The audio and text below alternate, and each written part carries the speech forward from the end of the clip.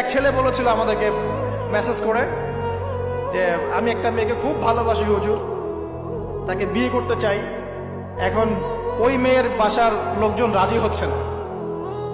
তো এই ছেলের মধ্যে কি চেতনাটা কি, সে প্রেম করছে ঠিকই, হারাম অ্যাফেয়ার্সে আছে ঠিকই, কিন্তু সে তাকে বিয়ে করতে চায়, ওটা হালাল করতে চায়।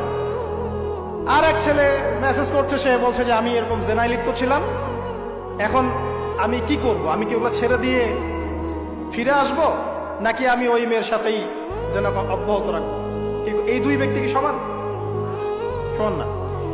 এটাই বোঝাচ্ছি আপনাদেরকে। দেখুন, 4 শ্রেণীর মানুষের কথা নবীজি বলেছেন। এক শ্রেণী হচ্ছে সেই ব্যক্তি যে নিজে সুদ খায়। কারা কারা খাই? এবার হাত উঠান, কারা কারা খান? আলহামদুলিল্লাহ। দ্বিতীয় শ্রেণী যারা খায় না কিন্তু মানুষকে দেয়। আচ্ছা। 3 নাম্বার, খায়ও না দেয়